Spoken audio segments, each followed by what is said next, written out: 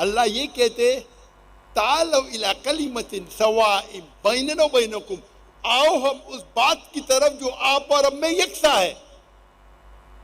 यकसानियत पे तो अमल करें। जब हम कहते यकसा है उसका मतलब नहीं क्या हू बहू वही है। तो इंटरफेथ डायलॉग में आपको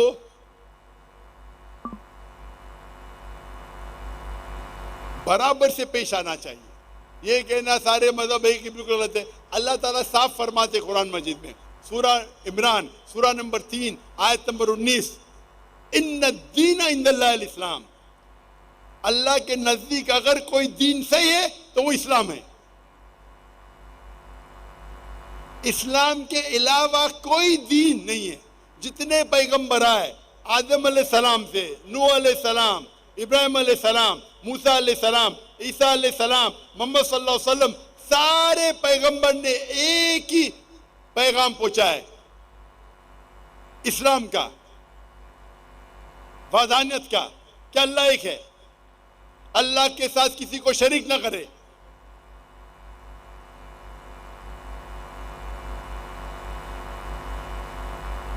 तो इंटरफेथ डायलॉग में ये अहम है कि आप कोई शरीयत के उसूल को ना तोड़े।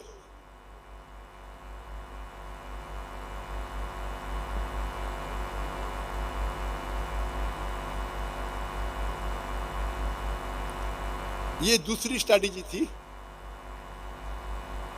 तालो इला कलिमतिन सवाइम बैन बैनकुम, आओ हम उस बात की तरफ जो आप और हम में यकसा है। यकसानियत नहीं मतलब कि सब मजहब एक है।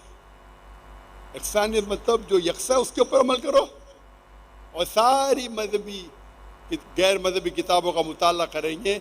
इनमें लिखा है कि खुदा एक है, उसके अलावा किसी की इबादत मत करो, मोहम्मद सल्लल्लाहु अलैहि वसल्लम आखिरी पैगंबर है, आखिरत का जिक्र है, सलाह का जिक्र है, सलाह का तरीका यकसानियत है और कई यकसानियत है।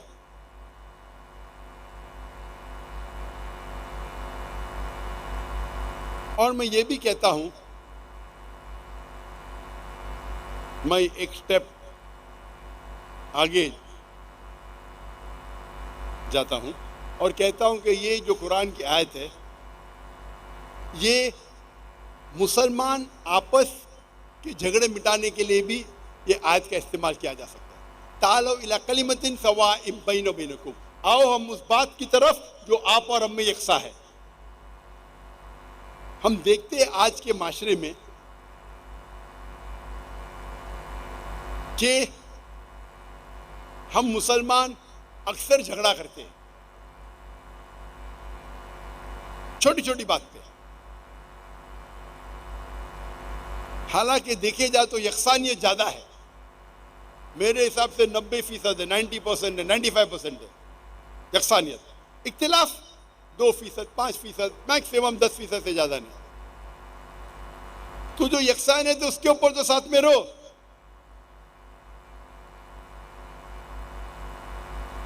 और ये पैगाम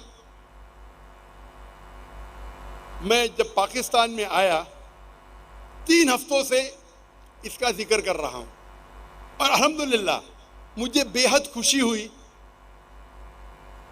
कि पाकिस्तान आवाम ने इसे कबूल करा।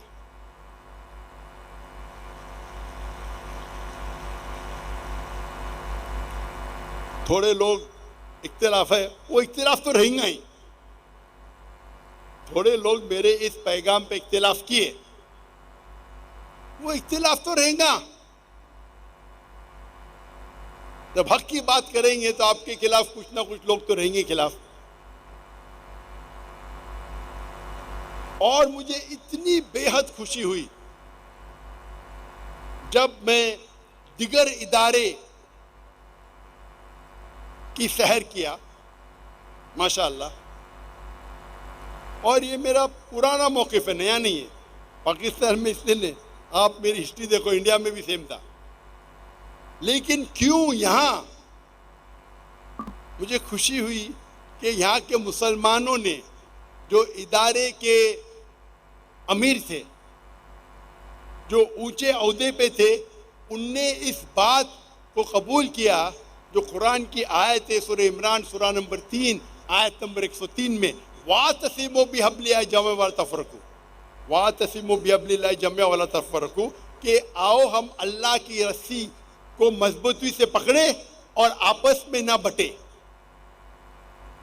और ये मेरा पैगाम डे 1 से है, जब से मैं तकरीर कर रहा हूं, 1993 से 93, 94। आप देखो, पैगाम मेरा एक ही है। लेकिन मुझे बेहद खुशी हुई कि पाकिस्तान में जब मैं उलमा को मिला, उनसे जिक्र किया, वो खुले दिल से इस पैगाम को कबूल किए। वो ये नहीं देखे कि जाकिर भाई टाई पहनता है, सूट पहनता है। अपने इंटरनेट का सही यूज करो। रील्स देखने में दिन के कितने घंटे चले जाते हैं? 4, 5। अरे जाकिर अंग्रेजी में बात करता है।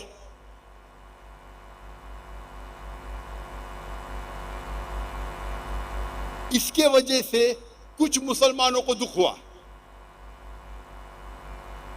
पाकिस्तान में और पाकिस्तान के बाहर भी। मेरे बेटे ने मुझे, अब्बा देखो तुम्हारे खिलाफ लोग बात कर रहे हैं।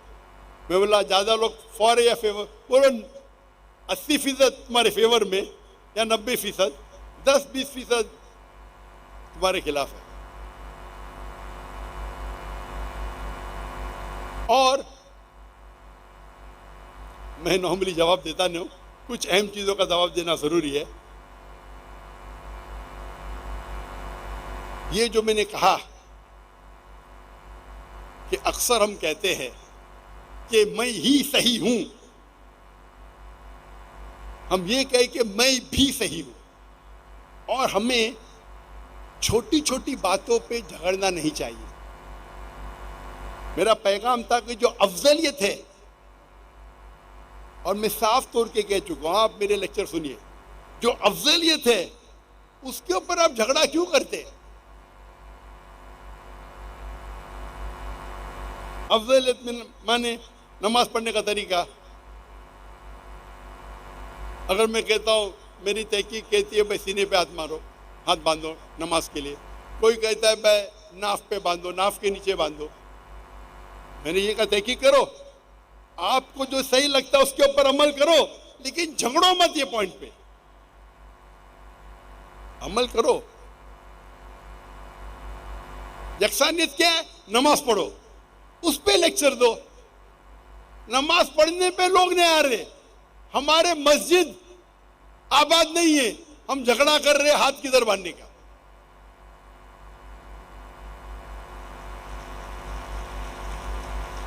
माशाअल्लाह, आपने सुन लिए, आपने ताली बजा दिए। मेरे कुछ मुसलमान भाई ये कहते जाकिर भाई इंडिया छोड़ने के बाद बदल गए।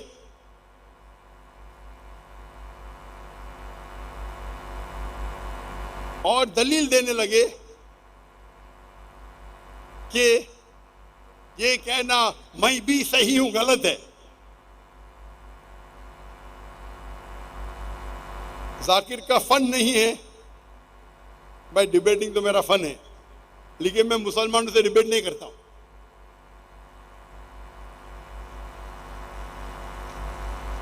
अभी उनको मेरे ये पैगाम से मुसलमान अवाम एक हो रही है, तो कुछ लोगों को तकलीफ होती है, अरे अभी गिरोहबंदी निकल जाएंगी। अल्लाह फरमाते हैं कि ग्रोह मत बनाओ। अल्लाह के रसूल फरमाते हैं कि 73 सेक्ट बनेंगे, ये नहीं कहते बनाओ, बनेंगे।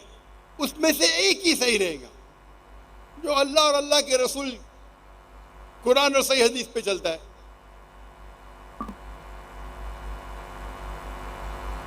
आपने अगर मेरा डिबेट सुने होंगे नॉन वेज पे, मैंने एक डिबेट किया था नॉन वेजिटेरियन पे, उसका मौजू था is non veg food permitted और prohibited for a human being. क्या मांस खाना, गोश्त खाना इंसान को खाने की इजाजत है कि हराम है? मेरा मौजू था इज नॉन वेज फूड, क्या इंसानों के लिए गोश्त खाना हलाल है कि हराम है, इजाजत है क्या प्रोहिबिटेड है? तो जिससे मैं डिबेट कर रहा था उसका नाम था रश्मि भाई जवेरी, और उसने लंबी तकरीर दी मेरे पहले ये साबित करने के लिए कि जो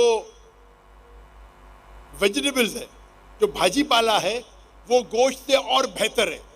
और पूरी तकरीर में ये साबित किए भाजी खाने से गोश्त से बेहतर है, भाजी खाना गोश्त से बेहतर। पूरी तकरीर खत्म हो गई और वो खुश हो गया कि मैं जीत गया। मैं जब मेरे स्पीच शुरू किया मैंने ये कहा, और स्टेज के ऊपर जब दो मजहबी लोग का डिबेट होता है तो दोनों साइड से एक चेयरमैन होता है। तो इस्लाम की तरफ से मेरे भाई डॉक्टर मोहम्मद थे और उसके तरफ से एक हाई कोर्ट का लॉयर था, उसका दोस्त, रश्मि जवेरी का दोस्त था, हाई कोर्ट का लॉयर। तो मैंने शुरू में ये कहा मेरी तकरीर के कि अगर कोई ये साबित कर दे क्या सेब आम से बेहतर है, उसका मतलब नहीं आम खाना हराम है।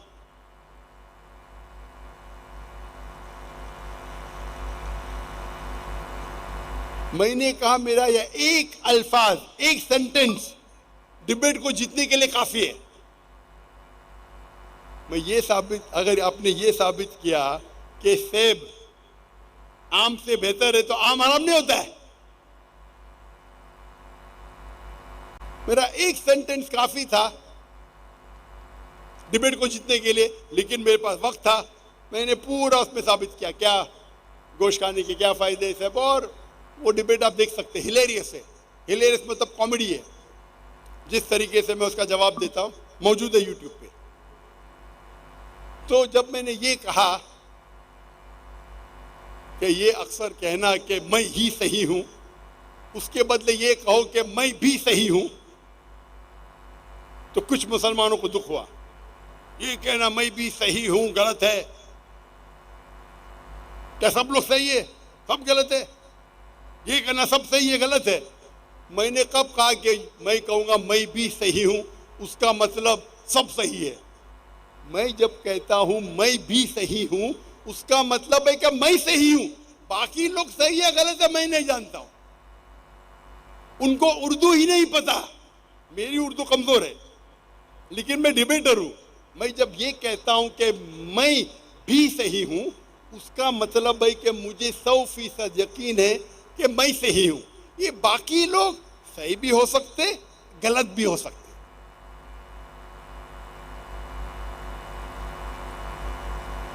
तो ये मेरे अल्फाज पे लेके 2-2, 3-3 घंटे की तकरीर किए कि जाकिर कहता है मैं भी सही मतलब सारे फिरके सही है, ये जाना सही है वो मैंने कब कहा?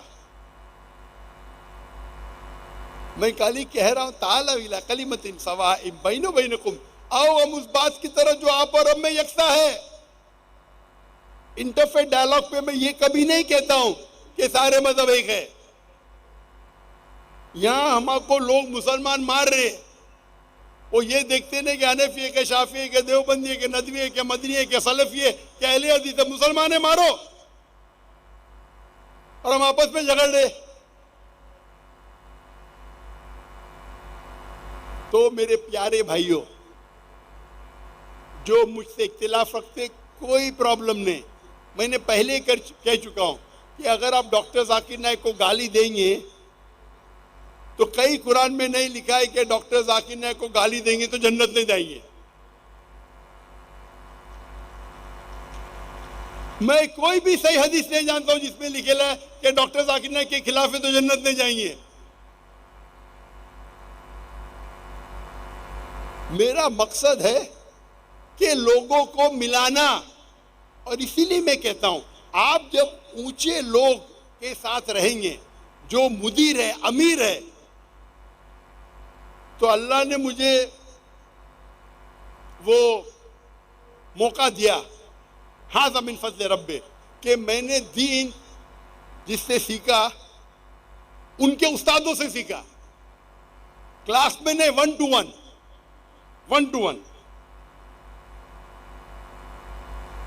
जब उनके उस्तादों से सीखा 1 to 1, क्लास में नहीं, तो मैं जानता हूं उनके उस्ताद का मकसद क्या है। अल्लाह ताला दिल में लोगों के दिल में मोहब्बत डालता है उसके लिए जो अल्लाह के तरफ बुलाते हैं और अल्लाह के रसूल की तरफ बुलाते हैं।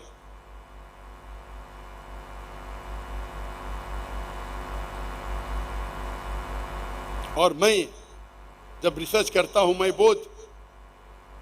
अपने आप को एक्सट्रीमिस्ट कहता हूं। एक्सट्रीमिस्ट मतलब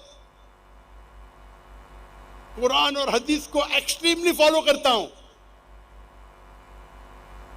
मैं सूट पैंट पहनता हूं, मुझे पसंद नहीं है, गैर मुसलमान मुतासिर होते हैं, इस्लाम में हराम नहीं इसलिए पहनता हूं।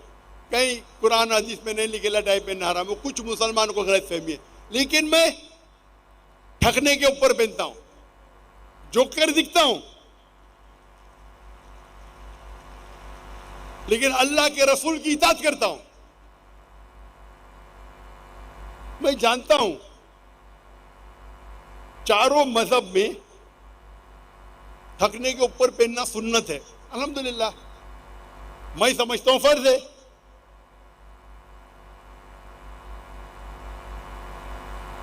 लेकिन कोई भी मजहब यही नहीं कहता है कि ठगने के ऊपर पहनना हराम है। तो यकसानियत क्या है? ठगने के ऊपर पहनो, अफजल है या फर्ज है, नो प्रॉब्लम। मुझे कोई भी मजहब आके ये नहीं कह सकता कि जाकिर नायक ठगने के ऊपर क्यों पहन रहा है। तो वेन डायग्राम फॉलो करो। मैं क्या करता हूं? ठगने के ऊपर पहनता हूं। जितने मेरे वहां काम करते मुलाजिम, सब मर्द के लिए फर्ज है। अगर आप डॉक्टर जाकिर नायक के इदारे में काम कर रहे, ठगने के ऊपर पहनना फर्ज है। आप उसको सुन्नत मानते, नो प्रॉब्लम, मैं उस पर जबरदस्ती नहीं करूंगा। ये मेरा ड्रेस कोड है, ड्रेस कोड है।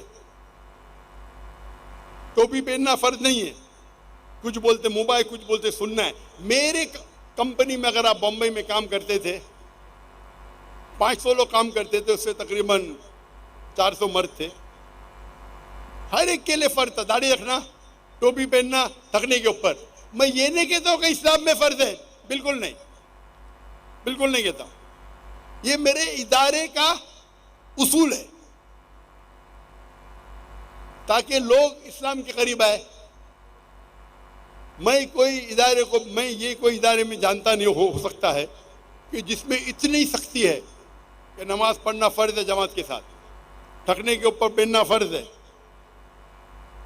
सिर ढकना, टोपी पहनना फर्ज है, दाढ़ी रखना फर्ज है।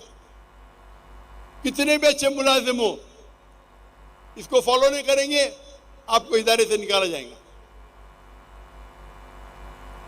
मैं ये नहीं कहता हूं कि इस्लाम में सिर ढकना फर्ज है, ये नहीं कह रहा हूं। ये मेरे इदारे का उसूल है, मेरे इदारे में फर्ज है। अगर आप मुलाजिम करते हैं तो मैं एकदम एक्सट्रीमिस्ट हूं, एक्सट्रीमिस्ट हूं। तो हम मुसलमान को जो चीज में यकसानियत है उस पर अमल करना चाहिए। तो जब मैं ये कहा कि अक्सर लोग ये कहना चाहिए कि मैं ही सही हूं के बदले मैं भी सही हूं, तो मेरा ये मतलब था। आप मेरे मतलब को गलत मानी लेके 3 घंटे का लेक्चर दे रहे, 2 घंटे का लेक्चर दे रहे, एक सेंटेंस से आप उर्दू समझते ही नहीं। मेरी उर्दू तो कमजोर है, मेरी उर्दू कमजोर है, लेकिन उर्दू में अगर मैं कहूंगा कि मैं भी सही हूं, उसका मतलब नहीं कि सब सही है।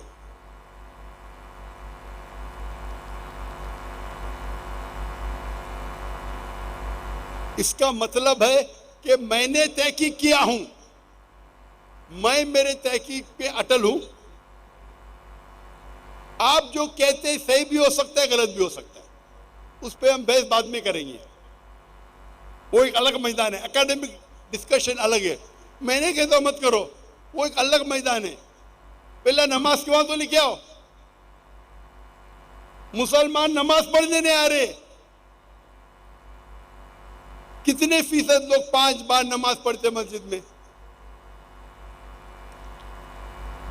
उस पे लेक्चर दो।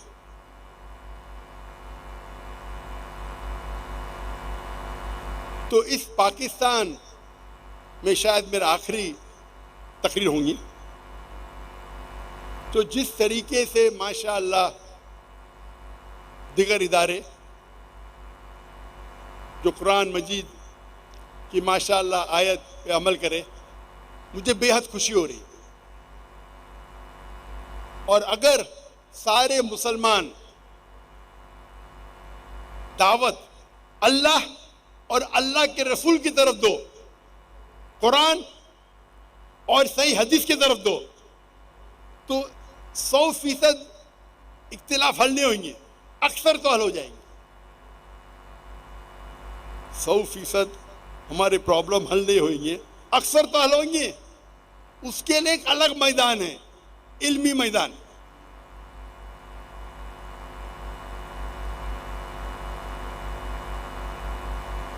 तो ये दूसरी शर्त थी, दूसरा तरीका था तालव इला कलिमतिन सवाइम बैन बैन।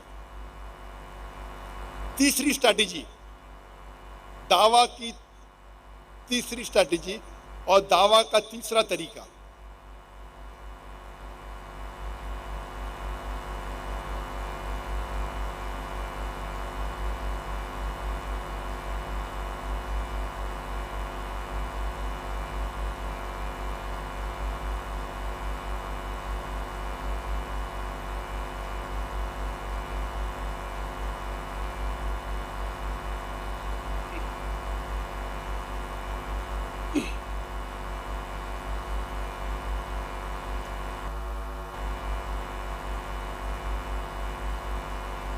दावा का तीसरी स्ट्रैटेजी, तीसरा अहम पहलू, तीसरा तरीका, मैंने मेरे तकरीर के शुरू में तिलावत की थी कुरान मजीद की आया सूरा नहल, सूरा नंबर 16 आयत नंबर 125, उदू इला सबील रब्बिका बिल हिकमा वल मौइज़तिल हसना वजादिल बिल्लती अहसन।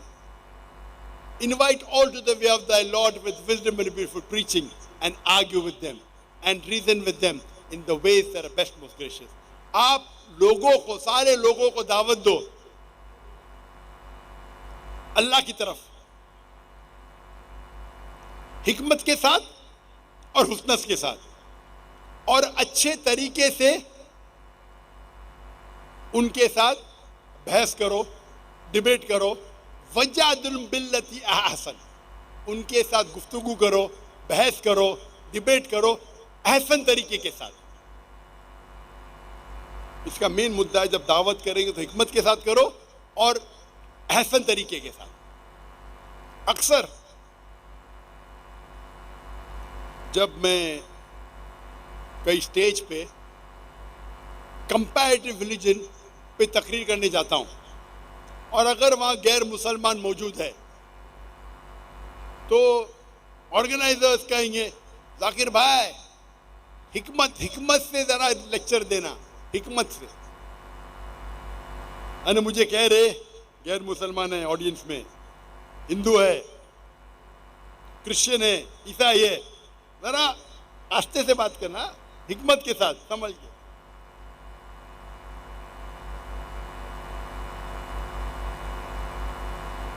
वो जब कहते हिकमत से बात करना मतलब जरा प्यार से बात करना, मोहब्बत से बात करना, प्यार से बात करना, जरा नरम आवाज से बात करना। कुरान में नरम आवाज लिखा ही नहीं, क्या लिखा है? हिकमा। तो मैं उनसे पूछता हूं, आप इस आयत का कॉन्टेक्स्ट जानते?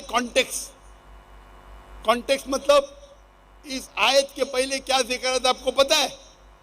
ये आयत तो बहुत मशहूर है, उदू इला सबील रब्बिका बिल हिकमा वल मौइज़तिल हसना वजादिल बिल्लती अहसन। ये कॉन्टेक्स्ट जानते? बड़े मजमे में पूछूंगा क्या कॉन्टेक्स्ट, हाथ ऊपर करो। अगर आप हाफिज नहीं है तो बहुत कम मुसलमान जानते हैं इसका कॉन्टेक्स्ट। अगर आप इसी सूरे के रुकू के शुरू में पढ़ेंगे, सूरा नहल, सूरा नंबर 16 आयत नंबर 20 से 20, 21, 22, उसमें लिखा है कि इब्राहिम अलैहिस्सलाम में बेहतरीन मिसाल है। ये आयत का कॉन्टेक्स्ट है। अल्लाह ताला फरमाते इब्राहिम अलैहिस्सलाम में एक बेहतरीन मिसाल है। फिर चंद आयत के बाद आता है उदू इला सबील रब्बिका बिहिकमा, आप लोगों को अल्लाह की तरफ बुलाओ हिकमत के साथ और अच्छे तरीके के साथ। किसकी मिसाल है? इब्राहिम अलैहिस्सलाम। आप कुरान मजीद पढ़ेंगे, इब्राहिम अलैहिस्सलाम ने दावा कैसा किया? इब्राहिम अलैहिस्सलाम ने बुत को तोड़ा। तोड़ा के ने? तोड़ा के ने? कुरान मजीद में लिखा है सारे बुत को तोड़ा, बड़े बुत को छोड़ दिया। जब लोग ने पूछा हमारे खुदा को किसने तोड़ा, तो इब्राहिम अलैहिस्सलाम जवाब देते वो बड़े बुत से पूछो। तो वो बोलते ये बुत तो बात ही नहीं कर सकता है। तो ऐसा खुदा जो बात नहीं कर सकता है उसकी इबादत करना क्या फायदा है? तो उस टाइम हिकमा था कि बुत को तोड़ो। क्या था?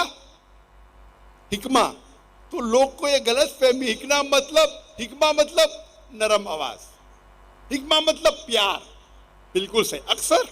अक्सर हिकमा मतलब प्यार से बात करो, अच्छा बात करो, मैं इसमें कोई दो राय नहीं। लेकिन ये बोलना हिकमा मतलब 100% प्यार से बात करो, 100% अच्छी आवाज से बात करो, ये गलत है। हिकमा मतलब जिस वक्त पे क्या चीज अच्छी है, क्या चीज फायदेमंद है, वो चीज कहो। तो उस वक्त इब्राहिम अलैहिस्सलाम जो अल्लाह के पैगंबर थे, उनके हिसाब से बुत तोड़ना हिकमा था। आप और मैं नहीं मानेंगे, वो अलग बात है। वो अल्लाह के पैगंबर है। पैगंबर थे क्या नहीं? मैं तो कभी एक बुत नहीं तोड़ा। इब्राहिम अलैहिस्सलाम ने बुत तोड़ा, वो क्या था? हिकमा था। तो हिकमा का मतलब ये नहीं कि हमेशा प्यार से बात करो, वो तुमको चाटे मार रहा है फिर भी आप चुप बैठो, वो लात मार रहा है फिर भी चुप बैठो। हिकमा मतलब वो चीज करो उस वक्त के लिए क्या बेहतर है। और ये मैं मानता हूं अक्सर जब आप गैर मुसलमान से बात करते, प्यार से बात करो, अच्छे तरीके से बात करो। लेकिन कभी कभी जब डिबेट है तो आपको शेख अहमद दीजा जैसा बात करना चाहिए। अगर वो कुरान में गलतियां निकाल रहा है, हमको जवाब तो देना है। तो अक्सर मेरी तकरीर आप पढ़ेंगे यकसानियत, इस्लाम और हिंदुइज्म में यकसानियत, इस्लाम और ईसाईयत में यकसानियत। लेकिन विलियम कैम्बल ने एक किताब लिखी जिसके अंदर वो कहते हैं कि कुरान मजीद में साइंटिफिक गलतियां हैं। वो 38 गलतियां निकालते और 8 साल तक कोई भी मुसलमान उसका जवाब ही नहीं देता है।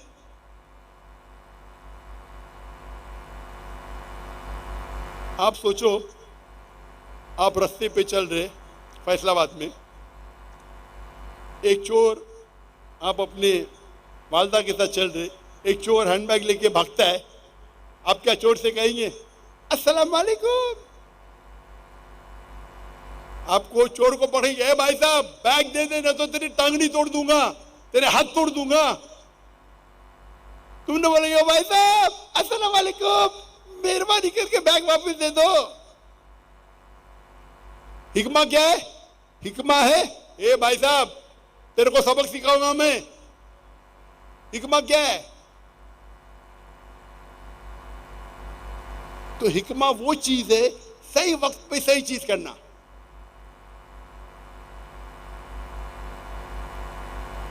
तो जब गैर मुसलमान से बात करते, बिल्कुल बेशक अक्सर आपको प्यार से बात करना चाहिए, अक्सर आपको अच्छे हुस्ना तरीके से उसका दिल जीतना चाहिए। लेकिन वो डिबेट कर रहा है, किताब लिख रहा है, गलतियां निकाल रहा है।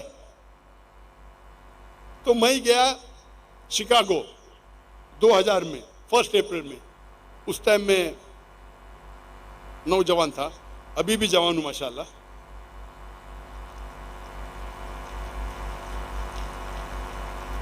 उस टाइम मेरी उम्र थी 35 साल से कम, 35 साल से कम। और वो जब कुरान में गलतियां निकाल रहा है, 8 साल से कोई मुसलमान जवाब नहीं दिया। वो किताब का इस्तेमाल कर रहे हैं अमेरिका में, यूरोप में। कुरान में 38 गलतियां हैं साइंटिफिक। आपका कुरान अल्लाह का कलाम नहीं है। तो मैं बॉक्सिंग मैच में जाऊंगा तो बॉक्सिंग मैच में क्या ऐसा मारूंगा? बॉक्सिंग मैच में नॉकआउट पंच देने का, नॉकआउट।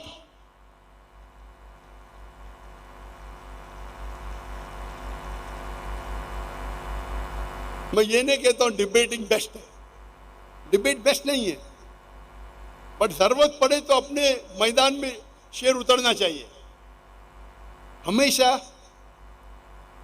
किताल की जरूरत नहीं है। जरूरत है तो जाने का ना किताल के लिए। ये तो इस्लाम में अमन का मजहब है, अमन का मजहब है, लेकिन किताल के टाइम पे किताल करने का, हाँ के नहीं, चूड़ी पहन के घर में नहीं बैठने का।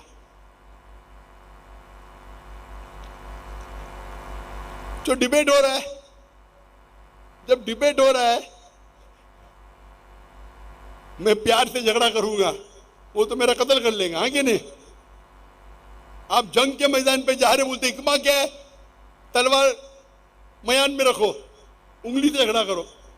अरे किताल पे जा रहे तो क्या करो? डरो मत, अल्लाह तुम्हारे साथ है। तो हिकमा ये होता है कि वो चीज करो जो उस वक्त के लिए सही है। अक्सर प्यार से बात करो, एहसान तरीके से बात करो, सॉफ्ट आवाज से बात करो, दिल जीतो। लेकिन जरूरत पड़े तो शेर की तरह भी हो। तो डिबेट के अंदर हम लोग को डिबेट जीतना है। तो डिबेट में आप डॉक्टर जाकिर नाइक का एक दूसरा रुख देखेंगे। जैसा शेख दीदार है, जिससे मैं मुतासिर हुआ, खाली पॉइंट से जीतना मजा नहीं आता। मजा आता दो बोलते, अरे डॉक्टर जाकिर नाइक ने बेचारे विलियम कैम्पबेल को बहुत पीटा, बहुत पीटा। क्या पीटा? पीएचडी मिली उसको किताब में, पीएचडी। उसका रंग सफेद, सफेद इंसान है, लाल हो गया। वो खुद मान गया कि डॉक्टर जाकिर नाइक की बात सुनने के बाद मुझे फिर से बाइबल पढ़ना पड़ेगा। मान गया अल्हम्दुलिल्लाह। कई मानने वाले ईसाई मुसलमान बन गए अल्हम्दुलिल्लाह। आप बोलेंगे हिकमा है, प्यार से बात करो, नॉकआउट पंच। लेकिन अक्सर प्यार से बात करना चाहिए, ये तरीका है। उदू इला सबील रब्बिका बिल हिकमा। तो अक्सर प्यार से बात करो। जैसा मैं कहता हूं, गैर मुसलमान हमारे गेस्ट ऑफ ऑनर है। ये दावा के तरीके से कुछ लोग जो एतराज करते, डॉक्टर जाकिर नाइक ने वो क्रिश्चियन से लाहौर में सख्ती से बात की, ये बिल्कुल हराम है। और वही आयत कोट करते, उदू इला सबील रब्बिका बिल हिकमा। तो को कुरान में निकला हिकमा, जाकिर ने हिकमा से बातें नहीं की। वो जो क्वेश्चनर था, आपने अगर देखे होंगे लाहौर की तकरीर में, एक ईसाई मुझसे बहस कर रहा था, लंबी लंबी बात कर रहा था। फिर बोलता मुझे 1 सेकंड दो। मैंने बोला दे दिया। मैं बोला सेकंड हो गया? नहीं, 1 सेकंड का मतलब हमारे पंजाब में 1 घंटा। मैं क्या बेवकूफ उसको 1 घंटा दूं? 1 घंटा माइक पे, दिमाग खराब हो गया मेरा। वो 1 घंटा चाहता है मुझसे बात करने के लिए, तो मैं क्या करूं? भाई साहब बात करो। आप लोग क्या उसको सुनने हैं? अगर एक आदमी माइक्रोफोन पे बोलेगा मुझे 1 घंटा बात करो, आप क्या देंगे उसको चांस? मैं प्यार से समझा रहा हूं, भाई साहब आपको सवाल पूछना चाहिए 2 या 3 अल्फाज में, उससे ज्यादा तक। उसने तो बहुत बड़ी सवाल पूछा, फिर भी मॉडरेटर ने रोका नहीं उसको। मैंने भी नहीं रोका। क्यों? वो गैर मुस्लिम है। सवाल पे सवाल, सवाल पे सवाल, बेहुदा, इलॉजिकल। तो इस्लाम की शरीयत ये कहती है, let a small loss take place to prevent a big loss. छोटा नुकसान बर्दाश्त करो बड़े नुकसान से बचने के लिए। तो लोग तकरीर कर रहे जो डॉक्टर जाकिर नाइक ने क्या हराम किया, वो गैर मुस्लिम से सख्ती से पेश आया। अरे वो ट्रेंड है, ये क्रिश्चियन मिशनरी ट्रेंड है। ये आपका मैदान नहीं, मेरा मैदान है भाई।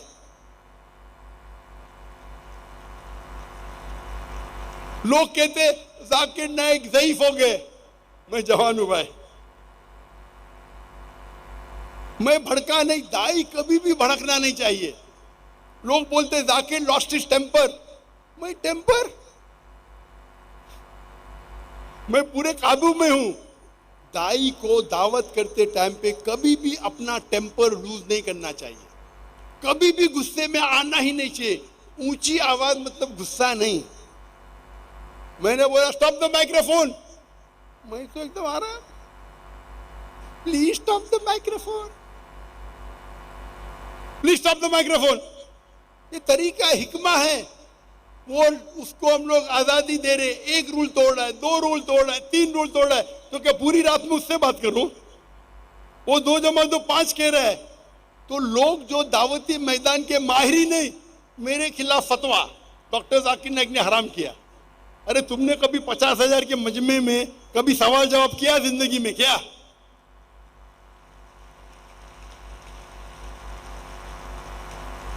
खुद तो नहीं करते, दूसरों को करने भी नहीं देते। ये हाल है अपने मुसलमान का आज।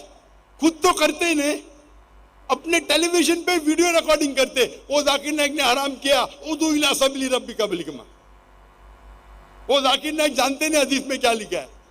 वो टेलीविजन के सामने बात करना तो आसान, मैदान में आके बात करो ना, मर्द के बच्चे। तो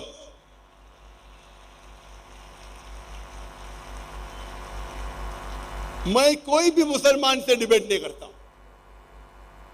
कोई भी मुसलमान से मैं डिबेट करना भी नहीं चाहता हूं, कोई फायदा ही नहीं। आप दावत में आओ, आप बुलाओ मजमा, आप 50,000 लोग को बुलाओ और तकबर देखो। डॉक्टर देखो, मैं एक चीज मानता हूं, मेरे जो जिससे मैं मुतासिर हुआ, डॉक्टर अहमद दीदार साहब को मैंने पहली बार पूछा था। मैं उस टाइम मेरी उम्र थी 22 साल की, 22.5 साल। मैं बोला Sheikh uncle, why are you so aggressive? Aggressive मतलब उर्दू में क्या कहेंगे, आप इतने भड़कीले क्यों हैं, आप भड़कते क्यों इतना? तो दीदा साहब ने क्या कहा, मैं भड़कता नहीं हूं, मैं मिलिटेंट हूं, मुजाहिद हूं, मुजाहिद मिलिटेंट। आपको शैतान को अगर झगड़ने का है, शैतान से लड़ने का है, तो 2 चीज किया है, इधर जमजम का इस्तेमाल करो या आग का इस्तेमाल करो। मैंने आग का किया, तुमको जमजम करने का है तो करो। इतने बड़ी शख्सियत, उस टाइम वो आलम के चोटी पे थे। वो तो मुझे लात मार के वो तू कौन होता बात करने वाला? मेरी उम्र 22 साल। Uncle why are you so aggressive? आप इतने भड़कीले क्यों हैं? तो बोलते बेटा मैं भड़कीला नहीं हूं, मैं मुजाहिद हूं, मिलिटेंट। अगर शैतान से लड़ने का है तो 2 तरीके। एक तरीका है जमजम, दूसरा तरीका है आग। मैंने आग चुना, तुमको जमजम से करने का है तो करके तो दिखाओ। ये बात मेरे ज़हन में बैठ गई। तो मैंने दीदार साहब की लेक्चर सुना और मैंने उनके लेक्चर को रट दिया। फिर मैंने तबलीग शुरू की, दावत शुरू की, रिजल्ट ही नहीं। मैं प्यार से बात कर रहा हूं, रिजल्ट ही नहीं। बाद में मैं अहमद दीदार से बड़ा शेर बन गया, सब लोग मेरे फैन बन गए, अक्सर लोग। फिर बाद में तजुर्बे के साथ पता चला कि शेर को गरजने की जरूरत नहीं। जो राजा, जो शेर रहता है, जंगल का राजा रहता है, उसको गरजने की जरूरत है, 1-2 बार कर लिया काफी है। तो तजुर्बा आने के बाद मैं एकदम सॉफ्ट हो गया। लेकिन जरूरत है तो मैं कहता हूं मेरे तुलबा से, मेरे स्टूडेंट से, आपको गरजने की जरूरत नहीं। जरूरत पड़े तो गरजो। तो मेरा ये मौक़िफ़ है, मैं कहता हूं हमेशा गैर मुस्लिम से प्यार से बात करो, हिकमत से बात करो। लेकिन अगर वो नाजायज फायदा उठा रहा है, उसको प्यार से समझाओ। नहीं समझता है तो जरा ऊंची आवाज में। वो समझ रहा ही नहीं था। 50,000 1 लाख थे लाहौर में, 1 घंटा चाहता है, 1 सेकंड, 1 घंटा। और हमारे मॉडरेटर, उनको भी तजुर्बा नहीं। ये काम है मॉडरेटर का उसको बंद करने का। तो हमारे मॉडरेटर तजुर्बा नहीं है, शायरी मानने में एक्सपर्ट है लेकिन तजुर्बा नहीं है, तो मुझे मॉडरेटर बनने पड़ता है। हिकमा ये है कि भाई उसको चुप करो, नहीं तो हजारों लोग का टाइम वेस्ट होएगा और पैगाम भी नहीं पहुंचेगा। तो उस वक्त अगर मैं सख्त हूं, I am not losing my temper, मैं गुस्से में नहीं आया, ये तरीका है, हिकमा है, हिकमा। आप समझ रहे, इसे कहते हिकमा। आप शायद तफसीरी नहीं पढ़ी सूरह नहल की। अभी ये टाइटल तो मैंने पहले दे चुका था, ये बात बात में मुझे जवाब देने का शौक नहीं, मेरे खिलाफ जो बात करते हो। तो ये जो लोग कहते हैं, जो लोग को पता ही नहीं दावत कैसा करने का है, उसको बोलते बैकसीट ड्राइविंग। कभी ड्राइव किए ने, पीछे वाली सीट पे बैठते गाड़ी में और बोलता इसी चलाओ इसी चलाओ, बैकसीट ड्राइवर्स। अरे मैदान में तो बोलो भाई मैंने गैर मुसलमान से बात किया, मैंने हिकमत से बात किया, इतने लोग मुसलमान बन गए। तो अगर आप लोग दावा नहीं करते, कम से कम जो इंसान कर रहा है उसे करने तो दो।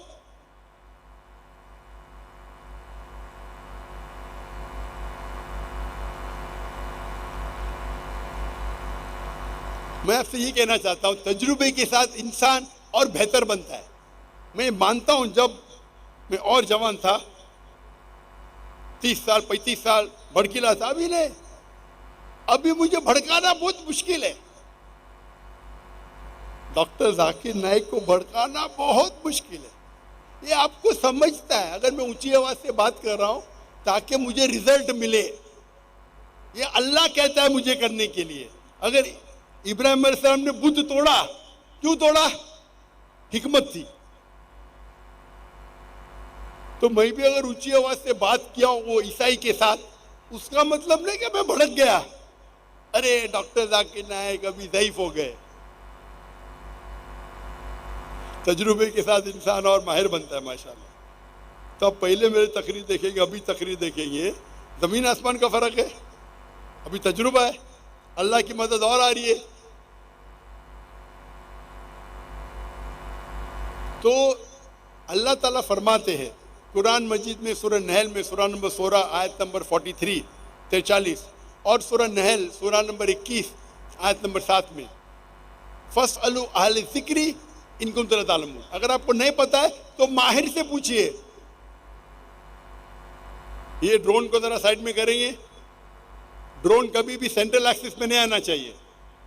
आप अपने ड्रोन को बीच में लेके आ रहे, बाकी 10 कैमरा सामने वो खराब हो रहे, आपका डायरेक्टर कौन है? ड्रोन को लेके आओ, लेकिन सेंट्रल एक्सिस कभी क्रॉस नहीं होना चाहिए। ऊपर से आया चलेगा, नीचे आया चलेगा, लेकिन सेंट्रल एक्सिस को आप क्रॉस करेंगे तो आप खुदगर्जी कर रहे हैं। 10 कैमरा को आप खराब कर रहे हैं आपके एक कैमरा की वजह से।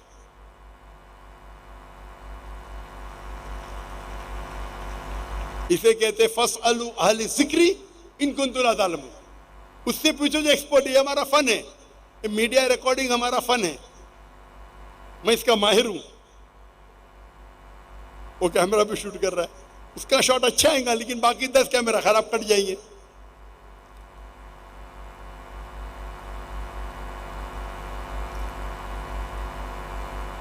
तो ये तीसरी स्ट्रैटेजी था हिकमा। तो हिकमा मतलब वो चीज करो जो सबसे बेस्ट है। और दावा के तरीके जो तकरीर इतनी लंबी हो सकती, इतनी लंबी हो सकती। जो हम ट्रेनिंग करते 33 दिन तक ट्रेनिंग करते और हर रोज तकरीबन 10 से 12 घंटे। वो पूरा प्रोग्राम मेरा 350 आवर्स रिकॉर्डिंग है, 350 घंटे, 350 घंटे रिकॉर्डिंग और गाइड के साथ 650 घंटे मौजूद है अलीदा पे। पूरा एडिटिंग होनी चाहिए, एडिटिंग बाकी है। तो ये तकरीर इतनी लंबी है कि खत्म ही नहीं हो सकती, करते ही जा सकते हैं। मेरे बेटे ने पूछा, अब्बा आज की तकरीर के लिए आप तैयार है, क्या क्या बात करेंगे? मैं सोच रहा हूं क्या नहीं बात करूंगा, क्या नहीं बात करने का सोच रहा हूं, क्या बात करने की सोचने की जरूरत ही नहीं। दावा के तरीके क्या नहीं बात करूंगा सोचने पड़ता है। बच्चों, सीए इंटर जैन 2025 एग्जाम्स आ गए हैं बहुत ज्यादा नजदीक। क्या आप इन एग्जाम्स के वक्त की किल्लत होने की वजह से तकरीबन 2 घंटे होने आ रहे हैं, 5 मिनट बाकी है। मैं आखिरी चीज कहूंगा, जब दावती मैदान में हम ट्रेनिंग करते, दावा ट्रेनिंग प्रोग्राम, और दावा ट्रेनिंग में हम ट्रेनिंग करते किस तरीके से एक इंसान को महारत पाना चाहिए। हर फन में अलग महारत है, और सबसे बेहतरीन दावा 1-to-1, 1-to-1 दावा सबसे बेहतर है in terms of percentage of result. अब 1-to-1 करेंगे जिस तरीके से अल्लाह के रसूल करते थे, खुलफा राशिदीन के सहाबा, बेस्ट इज 1-to-1। लेकिन 1-to-1 में एक आदमी, रिजल्ट बेस्ट है। मिसाल के तौर पे, और एक आदमी को मुसलमान बनाना 10 मिनट 20 मिनट में ये मुमकिन नहीं है। एक आध बार ठीक है, अल्लाह चाहे तो हो सकता है, लेकिन लोग बोलते 10 मिनट में किस तरीके से गैर मुस्लिम को मुस्लिम बनाना। मैं बोलता हूँ मैं पहले आपका स्टूडेंट बनूंगा, 10 मिनट में गैर मुसलमान को मुसलमान बनाना, ये सब बकवास है। हाँ, अल्लाह चाहे तो 1 सेकंड में किसको बना सकते हैं, वो अल्लाह की मर्जी, लेकिन आम तौर पे दावत देने पड़ता है, वक्त लगते हैं, घंटों लगते, दिन लगते, साल लगते। 10 मिनट में कुछ लोग कोशिश करते 10 मिनट में गैर मुस्लिम को मुस्लिम बनाना। हाँ, वो एक हो सकता है कि एक गैर मुस्लिम इस्लाम की बातों को सीखते आ रहा है, फिर कुछ बात पे मुतासिर होता है और इस्लाम कबूल करता है। हो सकता है क्या एक गैर मुस्लिम 1 मिनट में इस्लाम कबूल करे, हो सकता है, लेकिन ये एवरेज नहीं है। तो जब 1-to-1 आप दावा करते, सबसे बेस्ट रिजल्ट, हाइपोथेटिकली, मिसाल के तौर पे, अगर एकदम माहिर दाई है, दुनिया का बहुत माहिर दाई है, सपोज वो एक गैर मुस्लिम के साथ 2 घंटे दावा करता है, 1-to-1 दावा करता है 2 घंटे के, और 10 लोग से दावा करता है 1-to-1, 2 घंटा। अगर वो बहुत बड़ा माहिर है, और अगर वो 10 में से एक को भी इस्लाम कबूल कराया, एक इंसान इस्लाम कबूल करता है, एक्सीलेंट। अगर आप 10 गैर मुसलमान से बात करते जो इस्लाम के बारे में जानते नहीं, और आप 2 घंटे में उसे इस्लाम कबूल कराते, ये बहुत ही अच्छा है। नामुमकिन नहीं, लेकिन बहुत डिफिकल्ट है। तो अगर एक माहिर दाई 10 लोग के साथ 2 घंटे बात करता है और एक आदमी को मुसलमान बनाता है, सुम्मा अल्हम्दुलिल्लाह, उसका रिजल्ट कितना, 10%। 10 में से एक को मुसलमान बनाए, 10%। तो बेस्ट है 1-to-1 दावा। नेक्स्ट बेस्ट क्या है, आप दावा कर रहे ग्रुप में 25 लोग के, 100 लोग के। जब छोटी ग्रुप है, आप करीब है, तो रिजल्ट और अच्छा है। छोटी ग्रुप में आप बैठे कमरे में, टेबल पे बैठे 10 लोग, अगर ऑडिटोरियम में बैठे 1000 लोग, वो 10 लोग जो कमरे में बैठ के आप डिस्कस करते, वो बेहतर है बनिस्बत 1000 लोग के ऑडिटोरियम में। यहां माशाअल्लाह मजमा है 50,000 का, लेकिन पहली रो इतना दूर है, सिक्योरिटी इतनी दूर है कि मेरा 1-to-1 कांटेक्ट ही नहीं है, तो इंपैक्ट कम हो रहा है। अभी मेरे तकरीर भी इंपैक्ट कम है, इतना दूर इंसान। तो मेरा उसूल है कि पहली रो नजदीक होना चाहिए। हम जब 10 लाख के मजमे में तकरीर किया था हिंदुस्तान में, तो पहली रो थी, वो जहाँ कैमरा लगे उधर पहली रो थी, या उसके बीच में। यहाँ तो 3 गुना ज्यादा। यहाँ 50,000 का मजमा, वहां मजमा था 10 लाख का, 20 गुना ज्यादा मजमा। क्योंकि मुकर्रिर को बात करने के लिए कोई तो ऑडियंस चाहिए, कोई तो रिस्पॉन्स चाहिए। तो 1-to-1 बेस्ट है, मे बी 10%। वो अगर 10 लोग के सामने बात करेगा, एक साथ में बात करेगा, 20 लोग है, 20 लोग के साथ बात कर रहा है, एक साथ में बात किया, हो सकता है कि 20 में से एक मान गए, परसेंटेज कितना है, और वो तकरीर करेगा 20-20 लोग के 2-3 तकरीर करता है, तो जब 20 लोग के एक करता है 5% रिजल्ट। लेकिन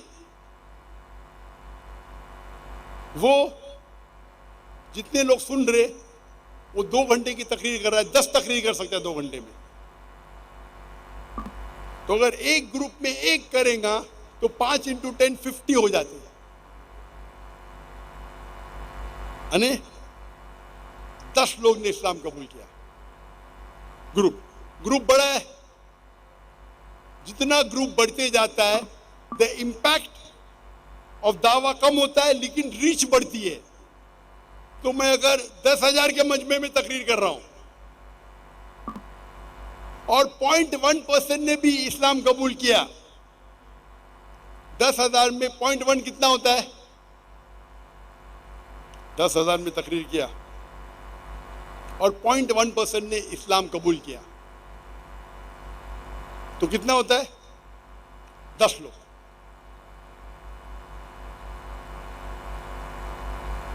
10,000 में 10 लोग किए, लेकिन 2 घंटे की तकरीर में 10 लोग मुसलमान हो गए।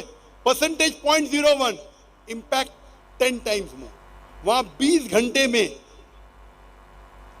घंटे में एक आदमी मुसलमान बनता है।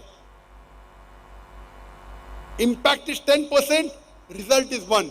इसमें मैं 10 लेक्चर देता हूं, 1000 लोग को, 10,000 लोग को 10 बार दे रहा हूं तो 100 लोग इस्लाम कबूल करते हैं।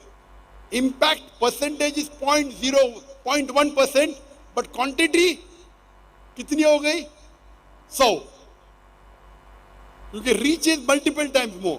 तो जब आप बड़ा लेक्चर देते हैं तो 1-to-1 का इंपैक्ट जो आपके पास रहता है 10% हो जाता है 0.01%, लेकिन तादाद बढ़ती है तो नेट रिजल्ट उसमें ज्यादा फायदा है।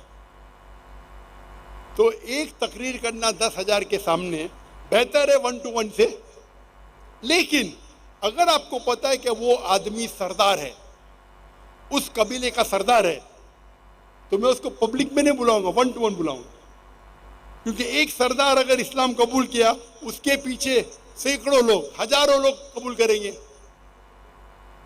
तो आपको देखना चाहिए कब 1-to-1 दावा करना चाहिए, कब पब्लिक में करना चाहिए। तो 1-to-1 दावा बेस्ट है रिजल्ट्स में।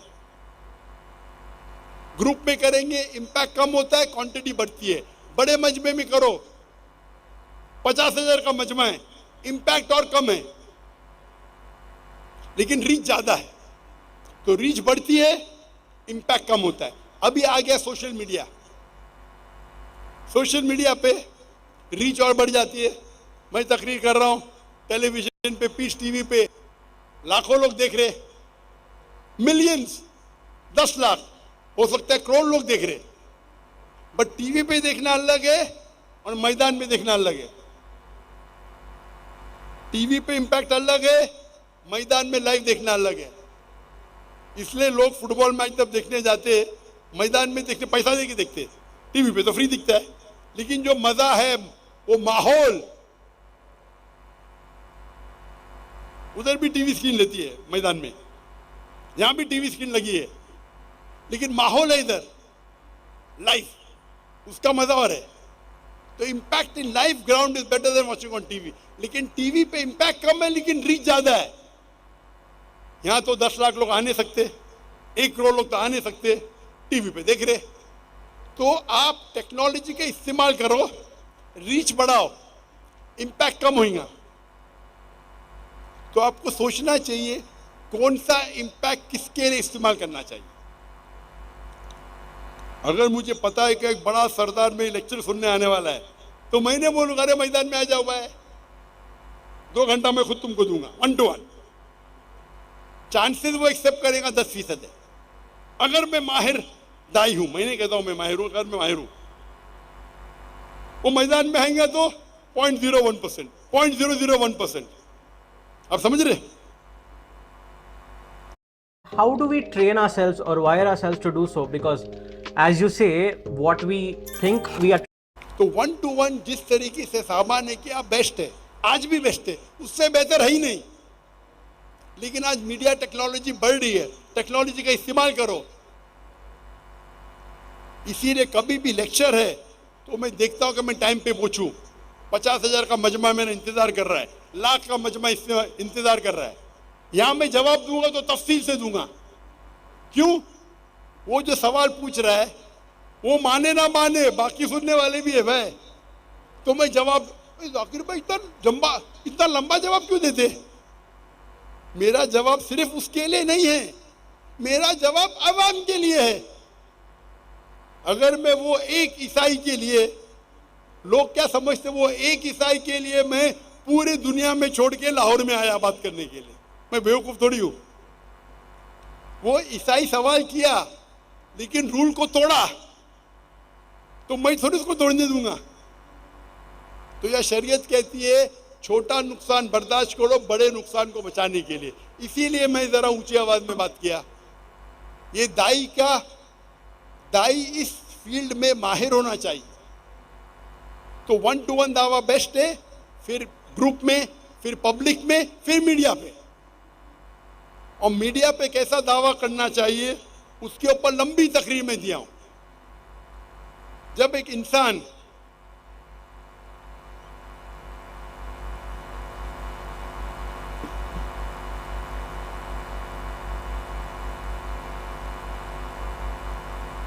इंसान तकरीर करता है मजमे में, स्टेज पे, जो मैटर वो बात करता है, जो लफ्ज वो कहता है अपनी तकरीर में, उसकी वैल्यू सिर्फ 7% है। कितना? 7%। 93% इज स्किल्स। किस तरीके से बात कर रहे, किस तरीके से हाथ हिला रहे, किस तरीके से आंख से बात कर रहे, आप कैसे खड़े हैं। The communication skills 93%। जो मैटर आप बात कर रहे हैं वो सिर्फ 7% है। मिसाल के तौर पे सबसे बेहतरीन किताब दुनिया में कौन सी है? कुरान मजीद, बराबर। अगर कुरान मजीद को मैं 1000 माइल्स पर आवर के स्पीड पे पढ़ूंगा आपको पता ही नहीं लगेगा क्या है। अगर कोई शख्स सूरह फातिहा पढ़ता है, समझे, कुरान का कलाम है, अल्लाह का कलाम है, सबसे बेहतरीन है, मैं इतना फास्ट पढ़ा आधे अल्फाज खा गया, बराबर। आमीन सुनने में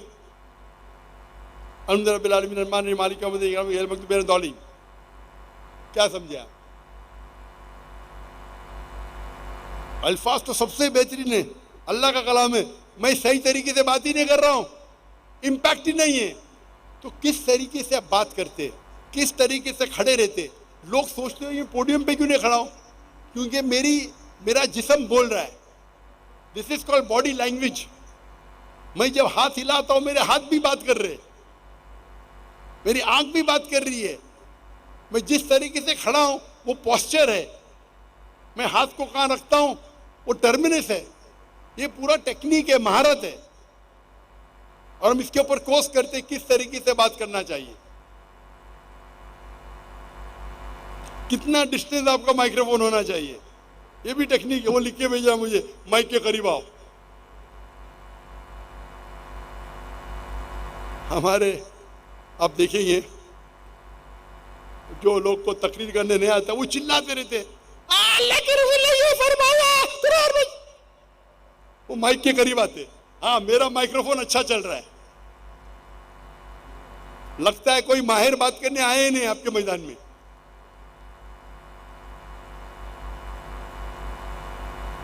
ये माइक्रोफोन जो है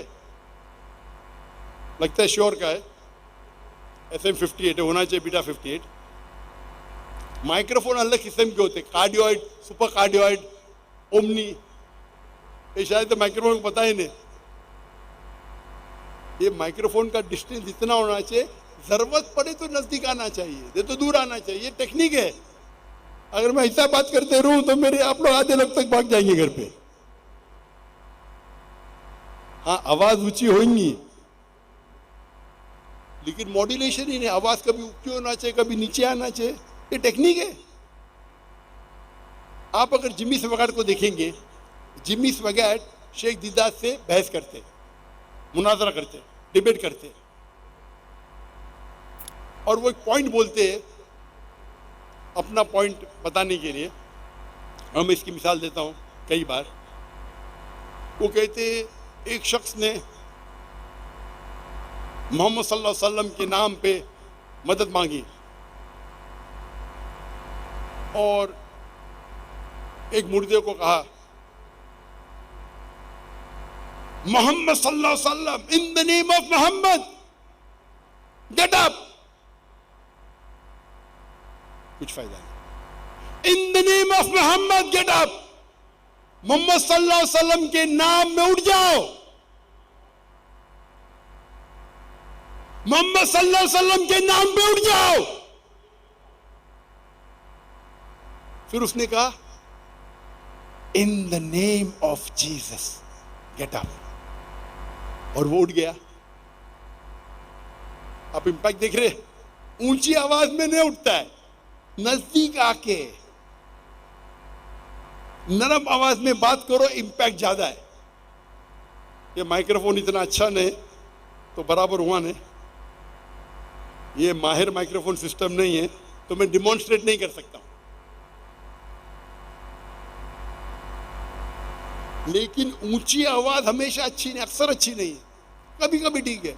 तो ये डिमॉन्स्ट्रेशन दे रहे जिमी स्वैगर्ट कि एक इंसान ने मोहम्मद सल्लल्लाहु अलैहि वसल्लम के नाम में मुर्दों में जान डालने की कोशिश की, नहीं हुआ, चिल्ला के कुछ नहीं होता है। फिर ईसा अलैहि सलाम के नाम पे नजदीक आके, इन the name of Jesus get up, और उड़ जाता है। आप इंपैक्ट देखेंगे, अगर जिमी स्वैगर्ट माहिर है, बात करने में, डिबेटिंग में माहिर है, वो जानता है किस तरीके से माइक्रोफोन को इस्तेमाल करना चाहिए, इसीलिए लोग मुतासिर होते उससे।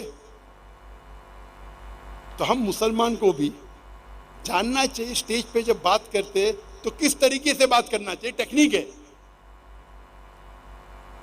आप अगर जाएंगे अल हिदाया, नेट पे अल हिदाया, मैं बोलता हूं हलाल नेटफ्लिक्स, उधर एक कोर्स है, लेट्स बिकम इफेक्टिव दाई। दाई बनना आसान है, इफेक्टिव दाई बनना मुश्किल है। इफेक्टिव दाई मतलब जो दावा करे और इंशाअल्लाह अल्लाह उसके दावत के काम में रिजल्ट लाए। एक कोर्स है, लेट्स बिकम इफेक्टिव दाईज, उसमें हम टेक्निक दिखाते, किस तरीके से दावा देना चाहिए, किस तरीके से स्पीच देना चाहिए, किस तरीके से खड़े होना चाहिए। मेरा बिल्ड कुछ अच्छा नहीं, लेकिन अगर सामने पोडियम आएगा तो 3/4 of my body is covered. मेरे हाथ भी, अगर मैं पूछता हूं मुझे पानी चाहिए, टाइम क्या है, मैं पूछूंगा क्या टाइम क्या है, मुझे पानी चाहिए, माई हैंड मूवमेंट मैच करना चाहिए जो मैं बोल रहा हूं, तो इंपैक्ट ज्यादा होता है।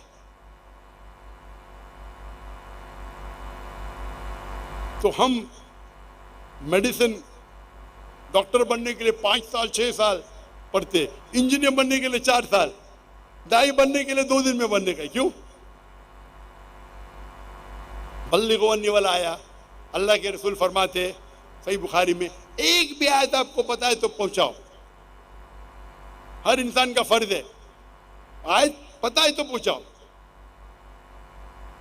तो ये टेक्निक एक बड़ा फील्ड है जिस पे हम घंटों दिन बात कर सकते हैं। वक्त की किल्लत होने की वजह से 2-2.25 घंटे हो गए। मैं चाहता हूं कि सवाल जवाब की नशिस्त अक्सर बड़ी होती है तकरीर से ज़्यादा, तो मैं इस वक्त इस मौजू की तकरीर को ख़त्म करता हूँ कुरान की आयत के साथ। अल्लाह ताला फरमाते सूरह इसरा में, सूरह नंबर 17 आयत नंबर 81 वकुल जाल हक वज़ाकल बातिल इन्नल बातिल काना ज़हूक़ा। जब हक फेंका जाता है बातिल के खिलाफ, बातिल ख़त्म हो जाता है। वाखिर दावाना अल्हम्दुलिल्लाह रब्बिल आलमीन। जज़ाकल्लाहु खैरन व अहसनुल जज़ा। डॉक्टर साहब के ख़िताब से ये तो वाज़ेह हो गया कि शेर बूढ़ा नहीं होता। अल्लाह अपने इस शेर की हिफाजत करे और इनको ईमान वाली, आफ़ियत वाली, सलामती वाली लंबी ज़िंदगी अता फ़रमाए। सवालों जवाब की निशिस्त शुरू होने से कबल सवालों जवाब की इस निशिस्त के ज़ाब्ता-ए अखलाक को गौर से समाअत फरमा लीजिए। सवालों जवाब के लिए मुख्तलिफ़ जगहों पर माइक्स लगाए गए हैं। आप वहाँ पर कतार बनाकर सवाल के लिए इंतज़ार करेंगे। सवालों जवाब में सबसे पहले आज के इस मजमा में आने वाले गैर मुस्लिम बहनों और भाइयों को फ़ौक़ियत हासिल होगी। अगर कोई गैर मुस्लिम इस्लाम से मुताल्लिक़ या तक़ाबुल अदियान से मुताल्लिक़ कोई भी सवाल डॉक्टर साहब से करना चाहता है तो उसको पहले मौका दीजिए।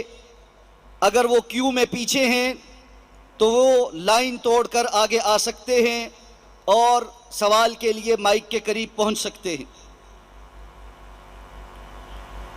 गैर मुस्लिम हाज़िरीन के सवालात के बाद या उनकी अदम मौजूदगी में माइक के करीब जो मुसलमान सवाल पूछना चाहे उनके लिए ज़रूरी है कि वो आज के मौजू से मुताल्लिक़ सवाल करेंगे। सवाल करने से कबल अपना नाम, अपना पेशा, अपना दीन, गैर मुस्लिम हैं तो किस दीन से ताल्लुक़ रखते हैं, किस मज़हब से, और मुसलमान हैं तो अपने दीन का इजहार करेंगे और उसके बाद अपना मुख्तसर सवाल करेंगे। सवाल का दौरानिया मुख्तसर और जुमले 2 से 3 होने चाहिए, ज़्यादा नहीं होने चाहिए। सवाल करने के बाद मुकम्मल खामोशी के साथ डॉक्टर साहब का जवाब सुनेंगे। डॉक्टर साहब की गुफ्तगू के दौरान आपको गुफ्तगू करने की इजाज़त उस वक्त तक नहीं है जब तक खुद डॉक्टर साहब आपसे अपनी गुफ्तगू में किसी बात का इजहार करने को ना कहें। इस नुक्ते को दोबारा समाअत कर लें। सवाल करने के बाद आप डॉक्टर साहब की गुफ्तगू को तवज्जो से सुनेंगे। उस गुफ्तगू को टोकने का और रोकने का आपको हक हासिल नहीं है, सवाल ये कि डॉक्टर साहब आपसे खुद दौरान गुफ्तगू कोई सवाल पूछें और उसका जवाब तलब करें। जितना जवाब तलब करें उतना जवाब दें। ये बात जहन में रखें, ये सवालों जवाब की निशिस्त है, बहस मुबाहिसे या मुनाजरे की निशिस्त नहीं है। आपको डिबेट के लिए नहीं दावत दी जा रही, सवाल पूछने की दावत दी जा रही है। इसलिए आप सवाल पूछेंगे। डिबेट करने पर इंतज़ामिया आपका माइक बंद करने का हक महफूज रखती है।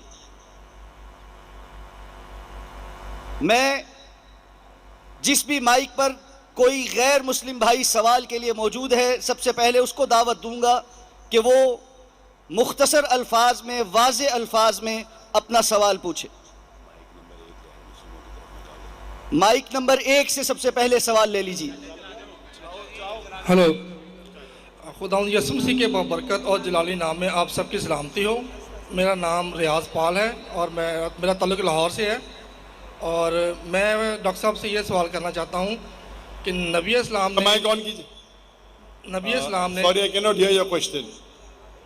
मैं आपके सवाल को सुन नहीं सकता हूँ। अगर ऑडियो के अंदर आप देखिए कि जो सवाल पूछने वाले का फीड मेरा माइक्रोफोन में आना चाहिए, और मेरा माइक्रोफोन कभी ऑफ मत कीजिए।